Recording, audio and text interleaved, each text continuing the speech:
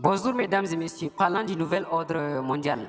Les soi-disant démocrates sont toujours ceux-là qui, depuis belle lurette, avaient commis des actes tels que la traite négrière, la colonisation et les grandes actions de violence contre l'humanité. Ces puissances occidentales nous séduisaient avec des miroirs, de l'alcool en essence avec les êtres humains. Sur ce, la traite des Noirs a remporté beaucoup d'argent à ses commanditaires qu'aucun commerce ne l'avait fait. De par ces enzolements, nous comprenons aisément que ces voleurs européens séduisaient nos parents. L'une des grandes valeurs africaines était l'hospitalité et reste d'ailleurs jusqu'à présent. Si tel est ainsi, qui entre le noir et le blanc allait enseigner la leçon sur le droit de l'homme à son prochain? Si les saints européens ont longtemps opprimé nos parents, assassinés et bâillonnés, devant quel tribunal pouvons-nous les traduire en justice face à ces exactions barbares et déshumanisantes contre l'humanité? Alors, malgré les tumultudes de ça et là, pourquoi étant africains, sommes-nous toujours des occasions de chute pour nos prochains? Par ailleurs, si les racines de nos malédictions viennent de Genèse 9, verset 25, où il est écrit, je cite, et il dit, maudit soit Canaan, qu'il soit l'esclave des esclaves de ses frères. Cette malédiction survint au jour où Cham, l'un des 3 fils de Noé, vit la nudité de son père. Il le rapporta à ses frères Sem et Japheth. Se basant là-dessus, camarades, il ne faut pourtant pas oublier que Jésus-Christ avait déjà pris nos fardeaux dans la même Bible à Golgotha, au lieu de la torture. Ce qui veut symboliser que nous ne sommes plus esclaves de la malédiction et de la mort. Ce qui veut dire que nous sommes à l'origine de nos faiblesses, si toutefois nous voyons que notre évolution reste intacte. D'énormes pièges nous ont été tendus, et partant de cette logique, Amadou Koné a affirmé ceci, je cite, « Celui qui n'a pas conscience de sa misère croit toujours à l'illusion du bonheur. » Fin de citation. Ils ont tout fait pour nous blâmer. Je parle des Européens. Ils ont fait toutes les possibilités pour nous anéantir ou même nous effacer sur terre. Et pourtant, la Bible nous enseigne ceci. Aime ton prochain comme toi-même. Thomas Sankara a affirmé, je cite, « Seule la lutte libère. » Fin de citation. Les peuples opprimés regagnaient leur soi-disant indépendance dans les années 60. Se croyant vivre l'Eldorado, les nouveaux dirigeants redeviennent les nouveaux colons à la seule différence de leur peau.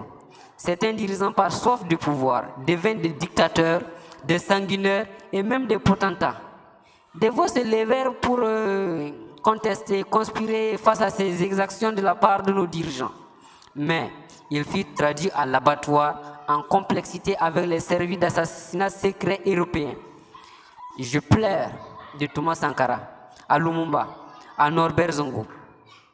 Des hommes politiques comme Compaoré, Damiba et Tinubu, Alassane Ouattara, Faure, et bien d'autres comme Tinubu, Talon, ont toujours été des hommes de la même pipe, dictatoriale, sanguinaire et despotique. Parmi eux, il faut savoir que bientôt, d'autres seront destitués comme ceux qui sont déjà destitués. Et nous espérons que ceux-ci tireront des leçons suite à ceux qui sont déjà destitués. Des soi-disant organes, associations, structures et organisations s'entêtaient pour garantir la paix dans le monde. Des organisations comme l'ONU, l'OTAN, l'Union africaine, la CEDEAO ont failli leur mission. Désormais, nous nous rendons de plus en plus compte que celles-ci étaient établies dans le but de favoriser une infime classe, à piller nos ressources, à imposer leurs lois et à surveiller nos économies. Vous verrez d'ailleurs que les fondements de nos écoles africaines sont dépourvus de sens et dénués de logique. L'Africain restera toujours constant et immuable face à un monde en évolution. L'égoïsme demeure le principal pour le noir. Si les structures de l'ONU étaient certainement véridiques, quelles sanctions allons-nous imposer aux USA suite aux bombes nucléaires larguées à Hiroshima et à Nagasaki? Si l'ONU était la meilleure tribune pour la revendication de nos droits, la France, l'Union européenne devraient être sanctionnés au travers du terrorisme qu'ils ont sémé en Afrique. Si l'ONU était véritablement l'idéal, ce continent devrait avoir un pays détenteur de son droit de veto pour son autonomie. Oui, bien sûr.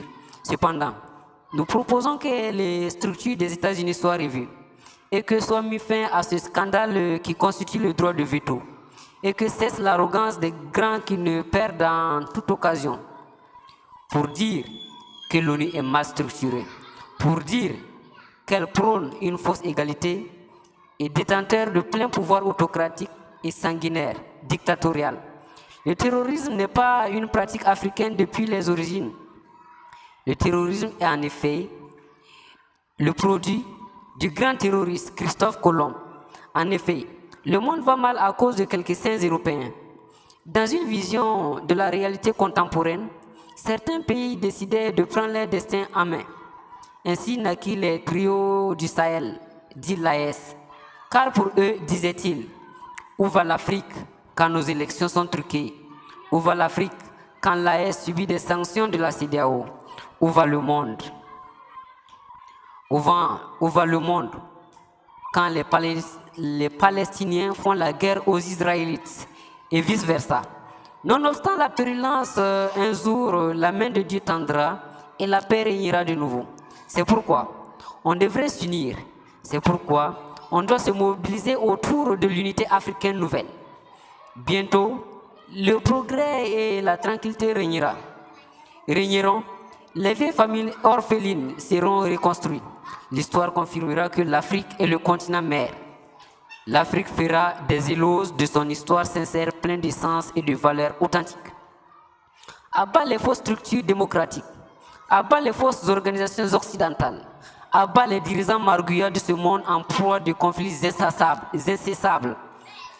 Victoire à la grande Russie de Vladimir Poutine. Victoire à l'AES. Victoire au capitaine Ibrahim Traoré. Victoire au colonel Assimi Goïta. Victoire à Tiani. Vive la coopération haïtienne. La patrie ou la mort, nous vaincrons. Je vous remercie.